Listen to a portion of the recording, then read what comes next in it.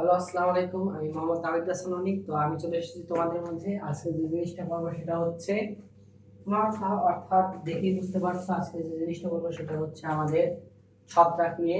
যেহেতু এর আগের ক্লাসে আমি শৈবাল নিয়ে পড়েছি, তো এখন চলো আমরা ছত্রাক নিয়ে পড়ি। ছত্রাকের যে ইংলিশ টার্ম সেটা হচ্ছে ফাঙ্গি, বা অনেকে বলতে পারে ফাঙ্গাস। তাহলে ফাঙ্গি এটা মানে হচ্ছে ছত্রাক। এখন প্রথমে আমাদেরকে জানতে হবে ছত্রাক জিনিসটা কি। এই ছত্রাক হচ্ছে সাধারণত নিম্ন শ্রেণীর একটা জীব। তাহলে এটা সাধারণত নিম্ন শ্রেণীর জীব। তাহলে ছত্রাকটা কেমন হবে? এটা সাধারণত ক্লোরোফিল বিহীন, তারপরে অভাস্কুলার, তারপরে অভাস্কুলার ক্লোরোফিল বিহীন, আছে হাইফি দিয়ে সমৃদ্ধ,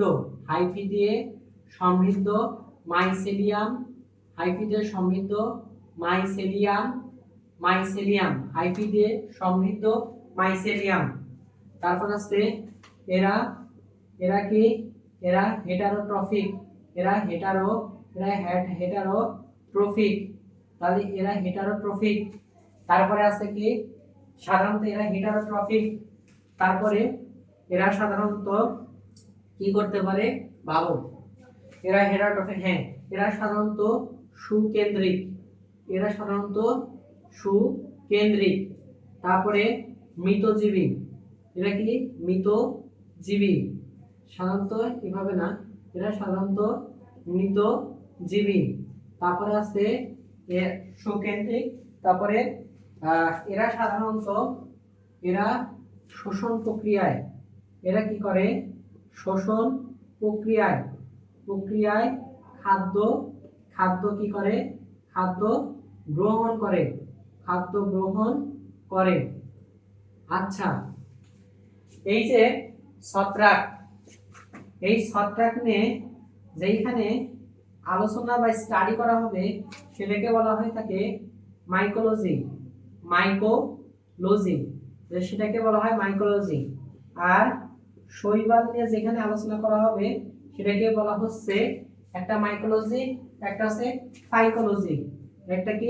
একটা হচ্ছে ফাইকোলজি। তাহলে একটু বুঝতে পারলাম যে ছত্রাকগুলো আছে সেই ছত্রাক ক্লোরোফিল বিহীন, অভাস্কুলার, হাইফি দিয়ে সমৃদ্ধ, মাইসেলিয়াম। তাহলে এইখানে নতুন যে শব্দটা আমরা পাইলাম সেটা হচ্ছে হাইফি। তারপরে এরা হেটারোট্রফিক, সুকেন্দ্রিক, মৃতজীবী, এরা শোষণ প্রক্রিয়া খাদ্য গ্রহণ করে। এখন এই হাইফি আর এই মাইসিলিয়াম এই দুইটা নতুন শব্দ, আর অন্যান্যগুলা সবগুলো আমরা শৈবালে পড়ছি। এখন আরেকটা জিনিস আছে, সেটা হচ্ছে এটা হলো ছত্রাকের একটা ইন্টেরিয়র গেল। এখন ছত্রাক কোথায় বাস করে? দেখো, ছত্রাক বাস করে তার বন্ধুসুলভ জায়গায়। যেমন ধরো যেখানে ছত্রাকের পছন্দ অনুযায়ী তারপরে আর্দ্রতা, ছায়া এবং স্যাঁতস্যাঁতে জায়গাতে ছত্রাক বেশি দেখা যায়। এবং ছত্রাকের জন্য স্থলজ ছত্রাক যে আছে, স্থলজ ছত্রাকের জন্য সবচেয়ে পছন্দের জায়গা হলো জৈব জায়গা। জৈব জায়গা বলতেছে বোঝানো হচ্ছে হাই মাস জায়গা বা হিউমাস সমৃদ্ধ জায়গা। তাহলে হিউমাস সমৃদ্ধ জায়গায় ছত্রাক বেশি থাকে স্থলভাগে। পানিতে যে সব ছত্রাক থাকে, সেই পানিতে যেসব ছত্রাক থাকে সেইগুলো কি কি পরিবেশে থাকে? পানিতে যেসব ছত্রাক থাকে সেই সব ছত্রাক সাধারণত ওই যে পানিতে বা জলজ যে জীবগুলো আছে সেই জলজ জীবের মৃতদেহে এই পানিতে যে ছত্রাকগুলো আছে এগুলো থাকে। তাহলে বুঝতে পারলাম ছত্রাক কোথায় কোথায় থাকতে পারে। আচ্ছা, এবার আমরা যে জিনিসটা জানবো সেটা হচ্ছে একটা ইম্পর্টেন্ট জিনিস, সেটা হচ্ছে মধু ছত্রাক, বা এটাকে বলা হচ্ছে হানি মাশরুম, হানি মাশরুম অনেকটা এরকম না, হানি মাশরুম। হানি মাশরুম নিয়ে আমাদের একটু কথা বলতে হবে। কেন? এটা হানি মাশরুম হলো পৃথিবীর সবচেয়ে সবচেয়ে বড় একটা জীব। কেন এটাকে সবচেয়ে বড় জীব বলা হচ্ছে? পৃথিবীতে এই মাশরুমটা আসছে প্রায় 2400 বছর পূর্বে এবং প্রায় 2000 একর জমি দ্বারা এটি বিস্তৃত ছিল। আচ্ছা, বর্তমানে অনেক ছত্রাক আছে, যেই ছত্রাকগুলো কি করে, একে আমাদেরকে অনেক উপকার করে, আবার অনেক ছত্রাক আছে যেগুলো মানব দেহ ছাড়াও প্রাণী দেহেও ক্ষতি করে থাকে। সেইগুলোকে সেই যে ছত্রাকগুলো আছে সেই ছত্রাকের দেহে একটা কি থাকে, বিষাক্ত উপাদান থাকে, যেটাকে বলা হচ্ছে সেটাকে বলা হচ্ছে অ্যামোটক্সিন। অ্যামোটক্সিন, অ্যামোটক্সিন সেটাকে বলা হচ্ছে অ্যামোটক্সিন। এটা একটা কি বিষাক্ত পদার্থ। তাহলে এটা একটা বিষাক্ত পদার্থ থাকে যেটা হলো অ্যামোটক্সিন, ওই শৈবালে থাকে। এমনকি এবার আমরা আলোচনা করব এই যে ছত্রাক, ছত্রাকের কিছু বৈশিষ্ট্য নিয়ে। প্রথম বৈশিষ্ট্য আমরা লিখব, এরা ক্লোরোফিল বিহীন, অর্থাৎ এরা সাধারণত নিজের খাদ্য নিজে তৈরি করতে পারে না। এরা অভাস্কুলার, অর্থাৎ এদের পরিবহন কলা বা টিস্যু নেই। তারপরে আমরা লিখব এরা সুকেন্দ্রিক, অর্থাৎ এদের সুগঠিত নিউক্লিয়াস আছে। এরা এখানে অনেকগুলো হবে, যেমন এরা মৃতজীবী তো আছে, এরা কি পরজীবী, আবার কি এরা মৃতজীবী, পরজীবী আর হচ্ছে মৃতজীবী। তাহলে এই যে মৃতজীবী, তার মানে কি এরা মৃত যে জীব আছে সেই মৃত জীব দেহ খেয়ে থাকে। পরজীবী মানে এরা অন্যের উপর নির্ভর করে বেঁচে থাকে। মৃতজীবী মানে কি এরা অন্যের সাথে বন্ধু সুলভ আচরণ করে বেঁচে থাকে। আবার কি এরা শোষণ প্রক্রিয়ায় খাদ্য গ্রহণ করে। এদের যে সঞ্চয়কৃত খাবার, সঞ্চয়কৃত যে খাবার আছে, সঞ্চয়কৃত খাবার, সঞ্চয়কৃত খাবার, এই সঞ্চয়কৃত খাবারের মধ্যে কি কি আছে? আছে হচ্ছে চর্বি, আর আছে হচ্ছে কি তৈলবিন্দু। এখানে আছে কি তৈলবিন্দু, তৈলবিন্দু আছে। এদের যে জাইগোট থাকে সেটা সাধারণত ডিপ্লয়েড ধরনের হয়ে থাকে। এরা স্পোরের মাধ্যমে বংশ বিস্তার করে, স্পোর তৈরির মাধ্যমে বংশ বিস্তার করে। তারপরে এখানে কি থালাস নামে একটা নতুন শব্দ পাবা, থালাস, থালাস অনেকে থ্যালাস বলে। তাহলে এটা কি হয়, ওই যে জাইগোট আছে সেটা কিন্তু ডিপ্লয়েড, ওই জাইগোটটা মিয়োসিস প্রক্রিয়ায় বিভাজিত হয়ে হ্যাপ্লয়েডে পরিণত হয়, যেটাকে আমরা বলতেছি থালাস। এটাও মাথায় রাখতে হবে। এরপরে আমরা যেটা দেখব সেটা হচ্ছে এবার এদের যে কোষ প্রাচীর আছে, কোষ প্রাচীরটা কাইটিন দ্বারা নির্মিত। তারপরে আরেকটা জিনিস ভাবতে হবে, সেই জিনিসটা হচ্ছে ধরো এদের অভিযোজন ক্ষমতা, এদের অভিযোজন ক্ষমতা কিন্তু তীব্র। কেন তীব্র? এরা প্রায় 5 ডিগ্রি সেলসিয়াস থেকে 50 ডিগ্রি সেলসিয়াস তাপমাত্রা পর্যন্ত বাঁচতে পারে। মনে করো অনেক ঠান্ডা, সেখানে কিন্তু সার্ভাইভ করতেছে। আবার অনেক গরম, এখানে 50 ডিগ্রি, তার মানে কি আমাদের সহ্য ক্ষমতার থেকেও বেশি। তাহলে সেই 50 ডিগ্রি সেলসিয়াস তাপমাত্রাতেও কিন্তু সে সার্ভাইভ করতেছে, তার মানে কি তার অভিযোজন ক্ষমতা বেশি। তাহলে একটু বুঝলাম। এখন আমাদের কিছু গুরুত্বপূর্ণ জিনিস আছে, দাঁড়াও বোর্ডটা একটু মুছে নেই। এবার আমাদের যে জিনিসটা সবচেয়ে বেশি গুরুত্বপূর্ণ সেই জিনিসটা হচ্ছে ছত্রাকের দৈহিক গঠন। দৈহিক গঠনটা কেমন, এখন এই জিনিসগুলো বুঝতে হবে যে দৈহিক গঠন গুলো কেমন।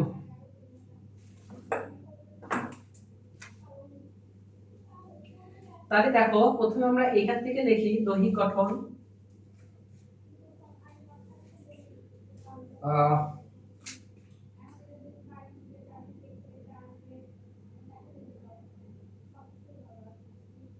দৈহিক গঠন। তো দৈহিক গঠন জানার সময় প্রথমে দেখতে হবে কি, এই যে ছত্রাকটা আছে, ছত্রাক কিন্তু অধিকাংশ ছত্রাক বহুকোষী। এই ছত্রাকগুলো কেমন হয়ে থাকে? সূত্রাকার, সুতার মতো হয়ে থাকে, শাখান্বিত অর্থাৎ ভাগ ভাগ ভাগ ভাগ করা। আবার হয়ে থাকে কি আনবীক্ষণিক, মানে কি খালি চোখে দেখা যায় না। এই যে শাখান্বিত যে অংশগুলো আছে, এই শাখান্বিত অংশগুলোকে সাধারণত বলা হচ্ছে কি, শাখান্বিত যে অংশ এগুলোকে বলা হয় হাইফা। আর অনেকগুলো, বা এটা হচ্ছে এক বচন হচ্ছে হাইফা আর বহু বচন হচ্ছে হাইফি, অনেকগুলো হাইফি একত্রিত হয়ে মাইসেলিয়াম তৈরি করে। আচ্ছা, মাইসেলিয়াম তৈরি করে। আরেকটা জিনিস মাথায় রাখতে হবে যে অনেকগুলো নিউক্লিয়াস যদি একটা কিসের ভিতর থাকে, ছত্রাকের ভিতর থাকে, তাহলে সেটাকে বলা হবে সিনোসাইটিক মাইসেলিয়াম। হ্যাঁ, সিনোসাইটিক মাইসেলিয়াম। যেমন ধরো এটা সাধারণত ছিল হলো সেফারো ল্যাগিনা, এরকম একটা ছত্রাকে সাধারণত এরকম আছে। এবার আমরা দেখব আরো কিছু ছত্রাক আছে, যেমন পোষক দেহ থেকে, পোষক দেহ মানে আমার থেকে ওই হাইফাটা কি করছে, খাদ্যটা গ্রহণ করছে। কার থেকে? আমার থেকে। তাহলে আমি পোষক দেহ। তাহলে পোষক দেহ থেকে ওই হাইফা যদি খাদ্যটা গ্রহণ করে, তাহলে বা খাদ্যটা সংগ্রহ করে, তাহলে সেটাকে বলবো হচ্ছে হস্টোরিয়ান। হস্টোরিয়ান, সেটাকে বলবো হস্টোরিয়ান। তাহলে সেটাকে আমরা বলবো হস্টোরিয়াম। এবার যে ছত্রাকগুলো সাধারণত পরিবেশ থেকে, এই যে পরিবেশ খাদ্য সংগ্রহ করতেছে, সেটাকে আমরা বলবো সাধারণত কি রাইজয়েড, সেটাকে আমরা বলবো রাইজয়েড। তাহলে এটা কিন্তু হয়ে গেল। এবার আরেকটা টপিক আছে, সেটা হচ্ছে সঞ্চিত খাদ্য। এটা তো লিখছিলাম যে সঞ্চিত খাদ্য হচ্ছে চর্বি, যেটা আমরা গ্লাইকোজেন, এবং থাকবে তৈল বিন্দু। আর এখন যে জিনিসটা নিয়ে আলোচনা করব, টপিক নাম্বারে লেখা আছে কি, আচ্ছা তোমাদের হাইফা কি, এই জিনিসটা তোমাদের দেখাই, বই থেকে দেখাই তোমাদের হাইফা জিনিসটা আসলে কি। আচ্ছা, এইখানে বলা নাই কিন্তু এটাই আসলে হাইফা। দেখো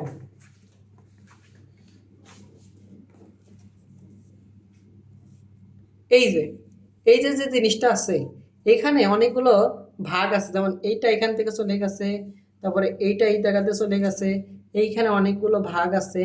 এই যে ভাগ এইগুলোকে বলা হচ্ছে কি, ছোট ছোট ভাগ, এগুলোকে বলা হয় হাইফা। আর এর যে বহুবচন সেটা হচ্ছে হাইফি। অনেকগুলো হাইফি মিলে তৈরি করবে কি একটা সাধারণত মাইসেলিয়াম, একটা মাইসেলিয়াম, এখানে একটা মাইসেলিয়াম তৈরি করবে। তাহলে আশা করি তুমি এটা এখান থেকে বুঝতে পারছো। এবার তোমার পরীক্ষায় যে কোশ্চেনটা আসতে পারে সেটা হচ্ছে কোষ প্রাচীরের গঠন কেমন। আমি তোমাকে এটা বলি, তোমরা বইয়ের সাথে মিলায় নাও, বইটা বের করো। দেখো ছত্রাকের কোষ প্রাচীর কাইটিন দ্বারা নির্মিত। কাইটিনটা কি করে লিখে লিখেই পড়াই, এটা মনে থাকবে। ছত্রাকের কোষ প্রাচীর কাইটিন দ্বারা নির্মিত। কাইটিনের কাজ কি? কাইটিনের কাজ হচ্ছে পলিস্যাকারাইড। এটি একটা সাধারণত পলিস্যাকারাইড। এর কাজ হচ্ছে প্রোটোপ্লাস্ট। তাহলে প্রোটোপ্লাস্ট কি করা? প্রোটোপ্লাস্ট শোষণ করে রাখা। তাহলে প্রথমত যে এটা আমরা কোষ এর গঠন নিয়ে আলোচনা করতেছি, চিত্রে দরকার নেই এটাই। তাহলে প্রথমে কাইটিন, এটা সাধারণত একটা পলিস্যাকারাইড, এর কাজ হচ্ছে প্রোটোপ্লাস্ট কি করে রাখা, শোষণ করে রাখা। এখন কোশ্চেন আসলো প্রোটোপ্লাস্ট কি। তাহলে প্রোটোপ্লাস্ট হচ্ছে কোষ প্রাচীরের ভেতরে যে সজীব অংশ, সেটাকে আমরা বলতেছি প্রোটোপ্লাস্ট, যেখানে সাইটোপ্লাজম, তারপরে কোষ ঝিল্লি এবং নিউক্লিয়াস থাকবে। এখন কথা হচ্ছে প্রোটোপ্লাস্টের পর আমরা যদি যাই কোষ ঝিল্লিতে, তাহলে কোষ ঝিল্লি কি? কোষ ঝিল্লি হলো কোষ প্রাচীরের ভেতরে যে পাতলা পর্দা আবরণ থাকে সেটাকে আমরা বলছি কোষ ঝিল্লি। আর কোষ ঝিল্লির প্রধান যে উপাদান সেটাকে বলা হচ্ছে ইরগোস্টেরিয়াল। তাহলে ইরগোস্টেরল, যেমন ইরগোস্টেরল, এটা সাধারণত কোষ ঝিল্লির সাধারণত প্রধান উপাদান ইরগেস্টল। আচ্ছা, এই যে কোষ ঝিল্লির ভিতরে সাধারণত অনেকগুলো উপাদান থাকে, যেমন সাইটোপ্লাজম এবং থাকে নিউক্লিয়াস। সাইটোপ্লাজম কি? এবার আমরা দেখব সাইটোপ্লাজম কি। তাহলে সাইটোপ্লাজম হচ্ছে সাধারণত কোষ ঝিল্লির ভেতরে যে জেলির মতো অংশ থাকে সেটাকে আমরা বলতেছি সাইটোপ্লাজম। সাইটোপ্লাজমে অনেকগুলো উপাদান থাকে, যেমন গ্লাইকোজেন, চর্বি, তারপরে অ্যামিনো অ্যাসিড, তারপরে আছে হচ্ছে ফ্যাটি অ্যাসিড। এইগুলো উপাদান থাকে যেগুলো কি করে উদ্ভিদ শোষণ করে রাখে। আরো যেমন সাইটোপ্লাজমে থাকতে পারে মনে করো প্লাস্টিক থাকে না, সাইটোপ্লাজমে প্লাস্টিক থাকে না, তবে মাইটোকন্ড্রিয়া থাকে, গোলগি বডি থাকে, তারপরে গোলগি বডি থাকে, আরেকটা জিনিস থাকে সেটা হচ্ছে এন্ডোপ্লাজমিক রেটিকুলাম থাকে। আর এখানে কিছু কাইটিন জাতীয় পদার্থ থাকে, লাল নীল বর্ণের কিছু কাইটিন জাতীয় পদার্থ থাকে এই সাইটোপ্লাজমে। এরপরে আসবে নিউক্লিয়াস। আমরা বলেছিলাম যে ছত্রাকের নিউক্লিয়াসটা সুকেন্দ্রিক, অর্থাৎ এর সুগঠিত নিউক্লিয়াস আছে। তার মানে কি, এইখানে সুগঠিত নিউক্লিয়াস থাকবে, ওই নিউক্লিয়াসের মধ্যে নিউক্লিও মেমব্রেন, নিউক্লিওলাস এগুলো উপস্থিত থাকবে। এই হলো ছত্রাকের কোষের গঠন। তাহলে কোষের গঠন ফুল বললাম, বইয়ের সাথে মিলাই নিবা এবং এটাই তুমি লিখলে তুমি ফুলে ফুল মার্ক পাবা। তবে সিকিউতে এটা বেশি আসে না, এগুলো বেশি আসে এমসিকিউতে। এই জন্য আমি বোর্ডে তেমন লিখতেছি না, যেটা লেখার দরকার আমি লিখবো। এবার আমাদের যে জিনিসটা পড়তে হবে সেটা দেখো। এখন আমরা যে জিনিসটা পড়বো কোষ্ঠ গেল, এরপর পড়বো ছত্রাকের ডাইফরিজম। তাহলে ছত্রাকের ডাইফরিজম কি? ডাইফরিজম হচ্ছে সাধারণত পরিবেশ অনুযায়ী নিজের আকৃতি পরিবর্তনের যোগ্যতা, এটা হলো ডাইফরিজম। যেমন হিমোপ্লাজমা ক্যাপসো যে কি যেন আছে, হিমোপ্লাজমা ওয়েট, হিস্টোপ্লাজমা ক্যাপসুলাটাম। তাহলে হিমোপ্লাজমা ক্যাপসুলাটাম, হিস্টোপ্লাজমা ক্যাপসুলেটাম। তাহলে হিস্টোপ্লাজমা ক্যাপসুলেটাম কি করে তোমাদের মাথায় রাখতে হবে, সেটা মাটিতে সূত্রাকার হয়। আর যখন এটা ফুসফুসে যায় তখন কি করে, তখন সাধারণত একটা কোষস্থ বস্তু মতো আকার ধারণ করে। তার মানে কি, এখানে ওই যে হিস্টোপ্লাজমা ক্যাপসুলপ্লাস্ট সেটা কি করতেছে, তার অবস্থান অনুযায়ী কিন্তু আকৃতি পরিবর্তন করতেছে। এই কারণে সাধারণত বলা হয়ে থাকে ছত্রাক ধর্মের একটা ডাইফরিজম। আচ্ছা, এরপর সাধারণত টপিকটা হচ্ছে ছত্রাকের বৃদ্ধি। ছত্রাকের বৃদ্ধি কি? ছত্রাকের বৃদ্ধি ঘটে থাকে কুইজে যে আমরা পড়ছিলাম, তাহলে ছত্রাকের বৃদ্ধি কোথায় হয়ে থাকে? ছত্রাকের বৃদ্ধি সাধারণত হয়ে থাকে এই যে হাইফি আছে, এই ধরো এটা একটা হাইফি, এই হাইফির উপরস্থ অঞ্চলে সাধারণত বৃদ্ধি ঘটে থাকে। এই হাইফির উপরস্থ যে অঞ্চল সেটাকে আমরা বলছি ডোম।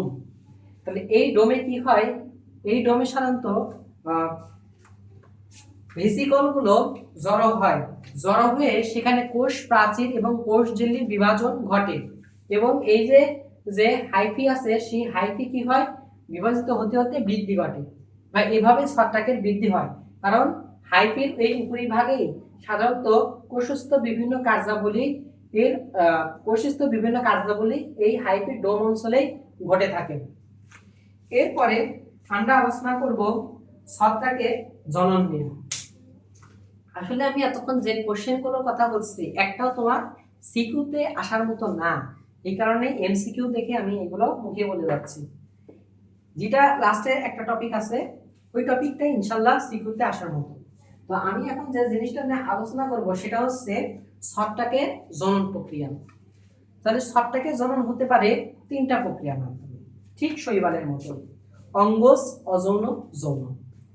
যেটা অঙ্গজ সেটা আবার কিছু ভাগ আছে, যেমন দৈহিক বিভাজন, মানে একটা দেহ বিভাজিত হয়ে দুইটা দেহে পরিণত হয়েছে, প্রতিটা দেহ থেকে স্বতন্ত্র ছত্রাক তৈরি হতে পারে।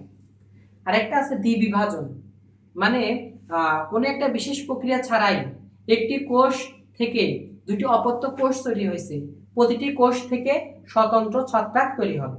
কুড়ি, কুড়ি কি, কোনো একটা ছত্রাকে ধরো কুড়ি তৈরি হয়েছে, সেই কুড়ি থেকে পরিবর্তিত আবার ছত্রাক তৈরি হবে। এরপরে টপিকের নাম হচ্ছে,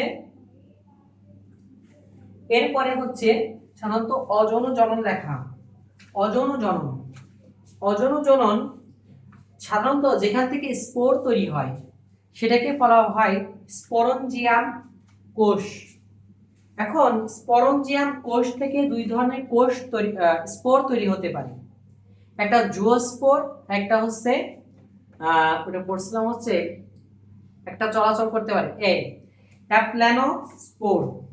এখন জুওস্পোরে সাধারণত কি থাকে, ফ্লাজেলা থাকে, তার ফলে কি হয় জুওস্পোরটা সচল থাকে বা চলাচল করতে পারে। কিন্তু অনেকটা এরকম দেখো, ধরো জুওস্পোর নিয়ে আমরা আলোচনা করতেছি, জুওস্পোর, জুওস্পোর অনেকটা এরকম, ধরো এটা একটা জুওস্পোর এবং এখানে কি থাকে, দুইটা ফ্লাজেলা থাকে, দুইটা ফ্লাজেলা থাকে, তার মানে এই জুওস্পোরটা কি হয়, সচল। তাহলে জুওস্পোরটা সচল মানে এক জায়গা থেকে অন্য জায়গায় যেতে পারে, তার ফ্লাজেলা আছে। কিন্তু অ্যাপ্ল্যানোস্পোর, অ্যাপ্ল্যানোস্পোর, অ্যাপ্ল্যানোস্পোর সাধারণত নিশ্চল, অর্থাৎ এর কোনো ফ্লাজেলা নেই, ফলে এরা এক জায়গা থেকে অন্য জায়গায় যেতে পারে না। এই জিনিসটা আমি বুঝিয়েছিলাম শৈবালে। আচ্ছা, তোমরা যদি কেউ ছত্রাক শৈবাল না করে ছত্রাক করো তাহলে কিন্তু টপিকটা ভালোভাবে বুঝতে পারবে না, কারণ দুইটা কিছুটা হলেও রিলেটেড, যেমন জুওস্পোর, অ্যাপ্ল্যানোস্পোর, তারপরে ওই যে অভাস্কুলার, অনেক এরকম টপিক আছে যেগুলো হচ্ছে টপিকের নামগুলো সেম। তো তোমরা প্রথমে এই ছত্রাক দেখার আগে আগে শৈবালটা দেখে আসবে, তাহলে তোমাদের বিষয়গুলো ক্লিয়ার হবে। আর যদি তুমি এই ভিডিওটা দেখার আগে যদি বইটা যদি একবার দেখো, মানে পড়ার দরকার নাই, জাস্ট একবার দেখে যাও, তাহলে তোমার এগুলো বুঝতে আরো সুবিধা হবে। ঠিক আছে, এবার দেখো এই জুওস্পোর এবং অ্যাপ্ল্যানোস্পোর তৈরি হবে। আচ্ছা, এখন দেখো কি হয়, এইখানে সাধারণত একটা কোষ থাকবে, একটা কোষ থাকবে যেটাকে ডিপ্লয়েড সরল কোষ থাকে। একটা ডিপ্লয়েড সরল কোষ বিভাজিত হয়ে তৈরি করবে কি, একটা ডিপ্লয়েড সরল কোষ বিভাজিত হয়ে তৈরি করবে, বিভাজিত না, মিওসিস প্রক্রিয়ায় বিভাজিত হয়ে সাধারণত সেখানে হ্যাপ্লয়েড প্রকৃতির কোষ তৈরি করবে। সেই হ্যাপ্লয়েড প্রকৃতির কোষগুলো সাধারণত বিভিন্ন পর্যায়ে আছে, সেখান থেকে পুং জনন কোষ এবং স্ত্রী জনন কোষ তৈরি করবে। সেই পুং জনন কোষ এবং স্ত্রী জনন কোষ আবার মিলিত হবে, মিলিত হয়ে জাইগোট প্রক্রিয়া সম্পন্ন করবে। জাইগোট প্রক্রিয়া সম্পন্ন করার পরে সেখানে ক্যারিওগ্রামি হবে এবং সেখান থেকে একটা কি হবে, ছত্রাক তৈরি হবে। তুমি যদি এই সাইকেলটা দেখতে চাও, কারণ এটা পরীক্ষা আসে না, আরেকটা জিনিস আছে, ছত্রাকের হাইপার যে অংশ আছে, হাইপার যে প্রস্তর প্রাচীর যে আছে, সেই প্রাচীরটা খণ্ডিত হয়ে যায়, খণ্ডিত হয়ে ছত্রাক তৈরিতে সহায়তা করে, সেটাকে বলা হচ্ছে কি আইডিয়া। এখন তোমাকে দেখো যে চক্রটার কথাই বলতেছিলাম, এটা সেই চক্র, এটা সেই চক্র যে প্রথমে একটা ডিপ্লয়েড অঙ্গজ কোষ, সেই ডিপ্লয়েড অঙ্গজ কোষ থেকে মায়োসিস প্রক্রিয়া বিভাজিত হয়ে সেগুলো, এটা ছিল কি ডিপ্লয়েড টু এন, তাহলে এখানে এন অর্থাৎ হ্যাপ্লয়েড প্রকৃতির তৈরি হয়েছে। তারপরে এখানে দেখো পুং এবং জনন দুইটা কোষ একত্রিত সহাবস্থানে অবস্থান করে তৈরি করলো জাইগোট, যেখানে এখানে দেখছে প্লাজমোগ্যামি, সেটার থেকে ক্যারিওগ্যামি এবং পরবর্তী থেকে একটা টুয়েন পর্যায়ে, অর্থাৎ একটা পরিপূর্ণ কি তৈরি হয়েছে, ছত্রাকে রূপান্তরিত হয়েছে। তাহলে এই যে জনন প্রক্রিয়া বললাম, এখন আমি যে জিনিসটা পড়াবো এটা সিকিউ এর জন্য most most most most important, ছত্রাকের গুরুত্ব। এবার দেখো লাইনে আসছে, আমরা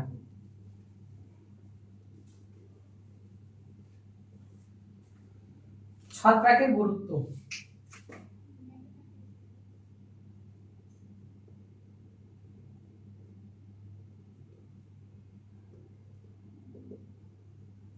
প্রথমে খাদ্য হিসাবে, ঔষধ তৈরিতে খাদ্য হিসেবে যেটা ব্যবহার হচ্ছে সেটা হচ্ছে সাধারণত কি অ্যাগারিকাস, সাধারণত সেটা নাম হচ্ছে অ্যাগারিকাস বা মাশরুম। এটা কি হচ্ছে খাদ্য হিসেবে ব্যবহৃত হচ্ছে অ্যাগারিকাস বা মাশরুম। এখান থেকে আসবে অ্যাসপারগিলাস। অ্যাসপারগিলাস কি করে? এই যে অ্যাসপারগিলাস এটা সাধারণত স্টেরয়েড। স্টেরয়েড মানে কি?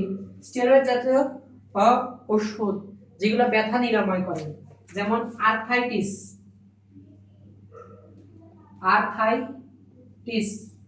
আর্থাইটিসের জন্য যে স্টেরয়েড ব্যবহার করা হয়, স্টেরয়েড জাতীয় ওষুধ, সেটা তৈরিতে অ্যাসপারগিলাস গুরুত্বপূর্ণ ভূমিকা পালন করে। আচ্ছা, সাইক্লোস্পোরিনা বা এটা দেখো সাইক্লোস্পোরিন ঔষধ শিল্পে ব্যবহার হয়ে থাকে। এটা কিসের? অঙ্গ ট্রান্সফার করার সময়, অঙ্গ ট্রান্সফার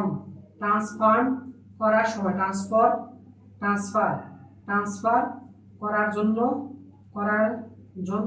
সাধারণত ব্যবহার করা হয়ে থাকে সাইক্লোস্পোরিন। এবার সাধারণত খাদ্য হিসেবে গেল, ঔষধ তৈরিতে গেল। এবার জৈব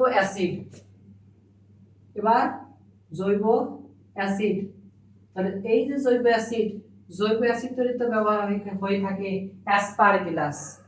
আর জৈব অ্যাসিড ও উৎসেচক। তাহলে এই যে উৎসেচকের জন্য কি ব্যবহার হয়ে থাকে? উৎসেচক জন্য ইস্ট ব্যবহার হয়ে থাকে, যেটা সাধারণত ইনভার্টেজ এনজাইম তৈরি করে। তাহলে এটা কি করবে? এটা হচ্ছে ইনভার্টেজ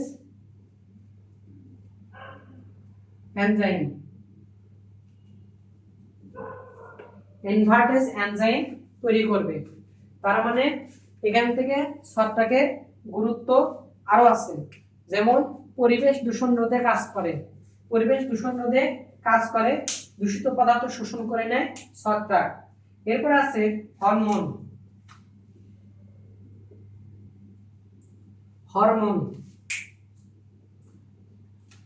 তাহলে এটা কি করে? জিবেরেলিন হরমোন তৈরি করে এই ছত্রাক। তাহলে এখানে গেল ছত্রাকের উপকারিতা। এবার ছত্রাকের অপকারিতা নিয়ে কথা বলবো। ছত্রাকের অপকারিতার ভিতরে অনেক উপাদান আছে, তার ভিতর আরেকটা উপকারিতার ভিতরে আছে শিল্প ক্ষেত্রে ব্যবহার হয়। শিল্প ক্ষেত্রে কিভাবে ব্যবহার হয় দেখো। শিল্প ক্ষেত্রে যেমন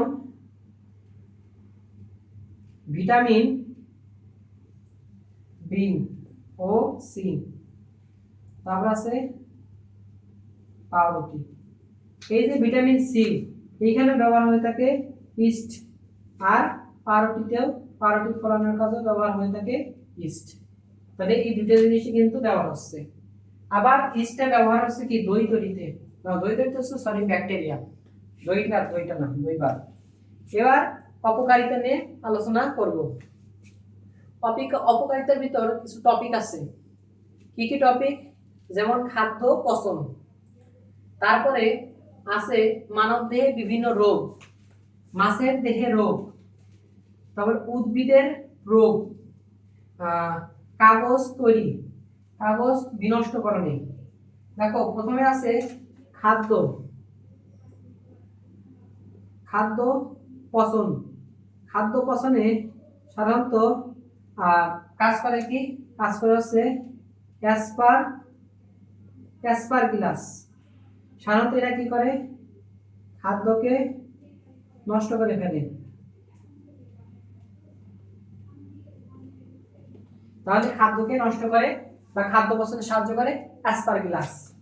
এবার কাগজ, কাগজ পচায়। কাগজ পচায় কে? এটা হচ্ছে পেনিসিলিয়াম। পেনিসিলিয়াম নামক ছত্রাক কাগজকে পচায় বা কাগজকে নষ্ট করে ফেলে। উদ্ভিদের রোগ তৈরি, উদ্ভিদে রোগ তৈরি।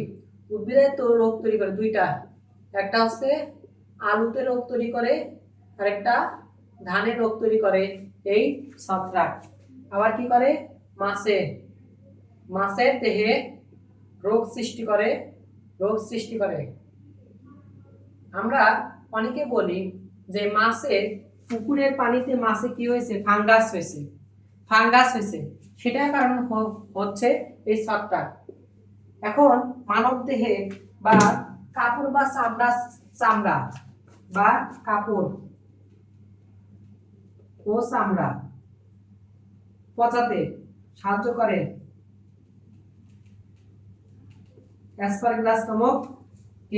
অ্যাসপারগিলাস নামক ছত্রাক।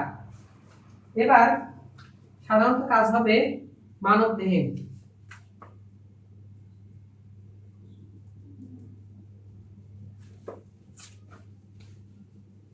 মানব দেহে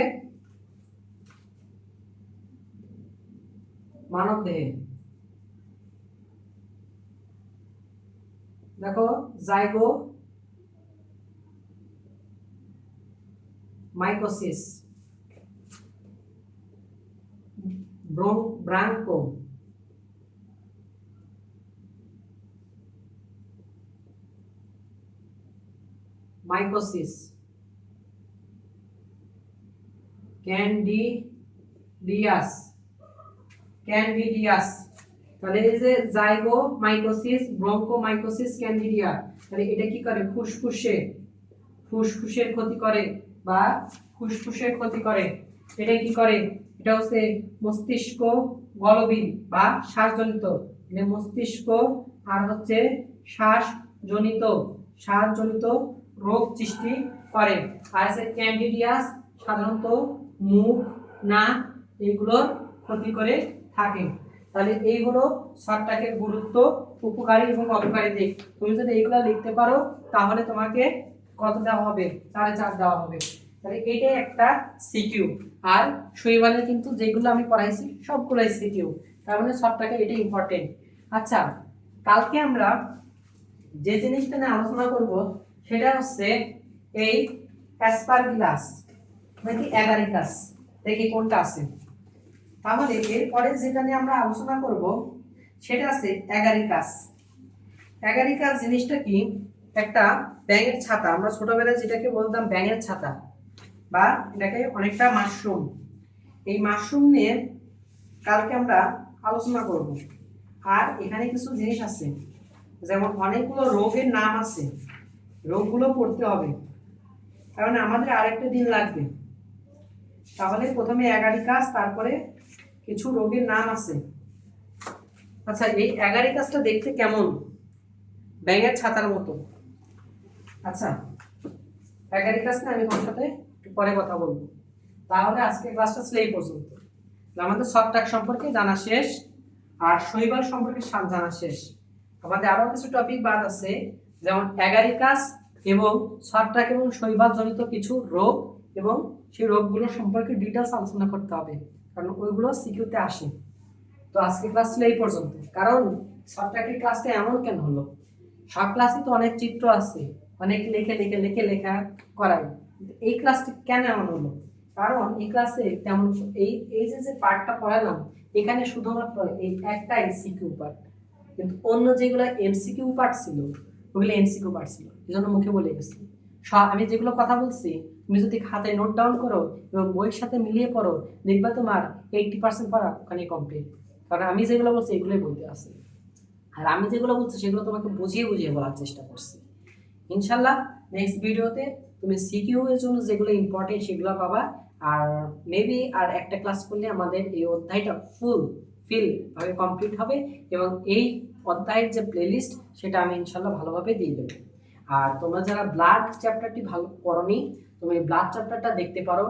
মেবি 6টা ভিডিও অলরেডি আপলোড হয়ে গেছে, আর মেবি 3টা বা 2টা ভিডিও আপলোড হতে পারে। ওটা প্লেলিস্ট ইনশাল্লাহ রেডি হয়ে যাবে। আর আজকে ছিল এই পর্যন্ত। আসসালামু আলাইকুম।